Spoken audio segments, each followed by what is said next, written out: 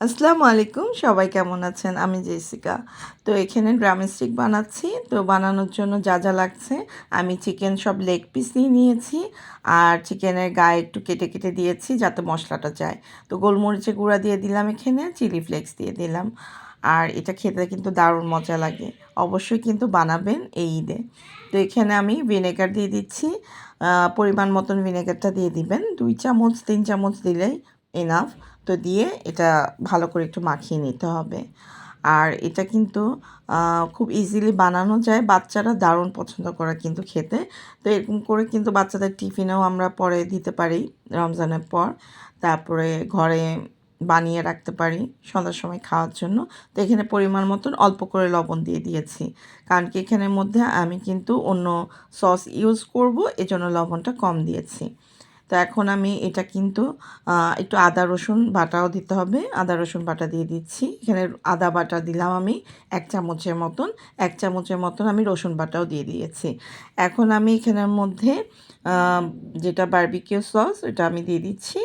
আর আপনারা চাইলে ওয়েস্টার সসও দিতে পারেন, ইউজ করতে পারেন। এটা আপনাদের খুশি। তো এখন আমি দিয়ে দিলাম পরিমাণ মতন। এখানে আমি 4-5 চামচের মতন দিয়ে দিয়েছি। দিয়ে এখন কিন্তু এটা একটু মাখিয়ে নিব। মাখিয়ে আমি একটু সিদ্ধ করতে দিয়ে দিব পানির মধ্যে।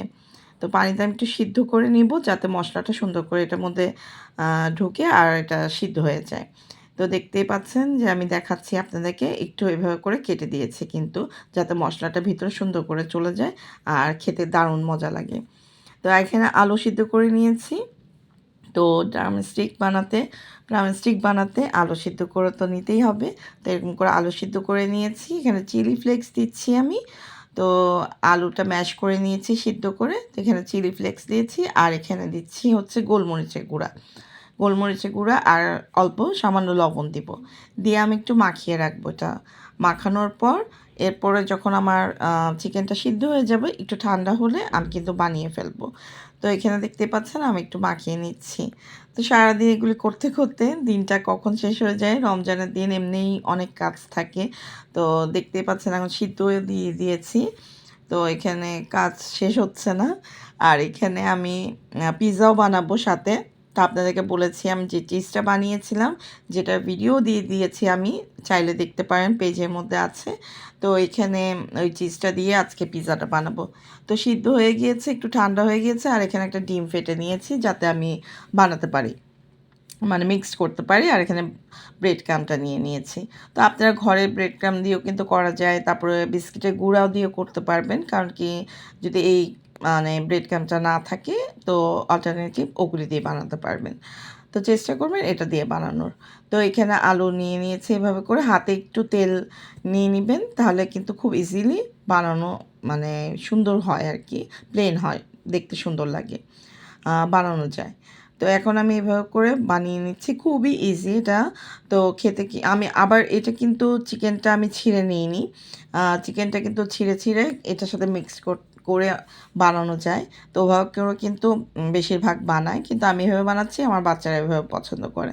তো এইভাবে করে কিন্তু বাচ্চাদেরই বেশি পছন্দ হয়। চিকেনটা পুরা থাকে, তো ওদের খেতে ভালো লাগে। তো আমি এভাবে করেই বানাচ্ছি। তো দেখতে পাচ্ছেন কিন্তু দেখতে কিন্তু সুন্দর লাগছে। এখন এভাবে করে সবগুলি কিন্তু আমি বানিয়ে নিব।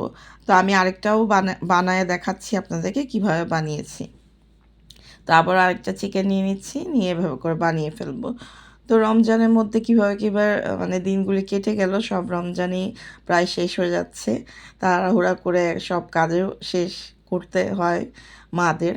তো আমি এখন তো ঈদের প্রায় ঈদ কাছাকাছি চলে এসেছে। তো এখন আপনারা চাইলে এই রেসিপিগুলিও কিন্তু ঈদে আপনারা মানে তৈরি করতে পারেন। তো করে কিন্তু ঈদের চাঁদ রাতের দিন এরকম করে বানিয়ে রাখলে সকালবেলা আপনারা ভেজে টেবিলে মানে রাখতে পারেন। তো বাচ্চারাও খেলো, মেহমান আসলেও খেতে পারবে, মজাই লাগবে সবার খেতে। একটু ডিফারেন্ট ডিফারেন্ট কিছু করলে সবারই মজা লাগে খেতে। তো একই মানে সব জিনিস কিন্তু একই রকম ভালো লাগে না খেতে সবসময়। তো মিষ্টির পাশাপাশি ঝাল আইটেম রাখলেও কিন্তু খুব মজা লাগে খেতে। তো আমরা ডিফারেন্ট জিনিস করলেই মারা কিন্তু বাচ্চারাও খুশি হয় খেতে, পছন্দ করে। আর এখানে আতা ফল নিয়ে আসছিলো, বাজার নিয়ে আসছিলো। তো ওইগুলো একটু গুছাচ্ছিলাম। আমার হাসব্যান্ড বাইরে গিয়েছিল। তো ও মাছ মানে ওর মাছের খুব শখ। তো একটু পর দেখাবো আপনাদেরকে কত মাছ কিনে নিয়ে এসেছে। তো যাই হোক এখন এখানে আমি বানানো শেষে ডিমের মধ্যে আমি কোট করে এখন মানে কি ব্রেড ক্রামের মধ্যে এভাবে করে মাখিয়ে নিচ্ছি। তো ভালো করে মাখাতে হবে কিন্তু ভালো করে মাখিয়ে রেখে দিবেন। আর সময় যদি হাতে থাকে তো ফ্রিজে রেখে দিলে হবে। ফ্রিজে রাখলে একটু সেট হয়ে আসবে। তো আমি আপনাদেরকে আরেকটাও দেখা দিব কীভাবে মাখাচ্ছি। এই তো, তো যেটা বলছিলাম যে মাছ আজকে ধরতে যায়নি যদিও মাছ মানে ওখানে গিয়েছিল যে মাছ কিনবে। তো অনেক মাছ কিন্তু মানে বিক্রি হচ্ছিল পুকুর থেকে মাছ ধরা হয়েছিল। তো অনেকগুলি মাছ ওর দুলাভাই ওকে গিফটও করেছে আর কিনাও হয়েছে ওর অনেকগুলি মাছ। তো যাই হোক তো এখানে আমার বানানো হয়ে গিয়েছে। তো আমি একটা রেখে দিয়েছি আরেকটা এখন বানাবো।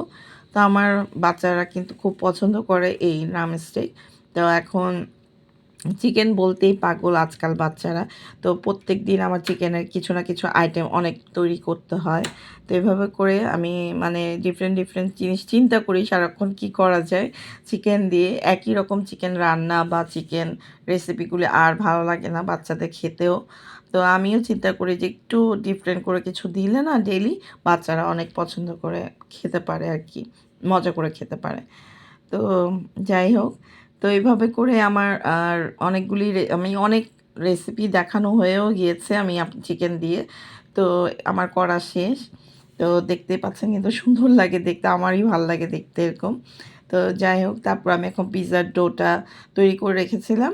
তো ওইটা আমি দেখাইনি কীভাবে তৈরি করেছি। তো এটা সবাই মোটামুটি এখন পারে। তারপরও আমি পরবর্তীতে আপনাদেরকে এটা শেয়ার করব কীভাবে ডো তৈরি করতে হয়। তো এখন আমি ডো তৈরি করে আমি আজকে চুলায় বানাবো পিৎজা, ওভেনে বানাবো না। তো এখন আমি এখানে সস দিয়ে দিচ্ছি। তো আমি সিম্পলভাবেই বানাচ্ছি পিৎজাটা, এমন কিছু দিচ্ছি না। তো যেহেতু আমার হাতে অনেক টাইম কম ছিল, আবার তার উপরে অনেক বাজার সদাই নিয়ে এসেছিল, ওগুলি গুছাতে হবে। তো এজন্যই মানে আমি তাড়াহুড়া করছিলাম যে এগুলি শেষ করে আমি ওগুলি গুছিয়ে তারপর রেখে দিব, তারপরে একটু ভাজাভাজির কাজ করব। তো এই চিজটা আমি বানিয়েছিলাম, তো এভাবে করে কেটে কিন্তু আমি ডিপে রেখে দিয়েছিলাম এভাবে মুড়ায়। তো আপনারাও এভাবে করে রেখে দিতে পারবেন ওই চিজটা বানিয়ে।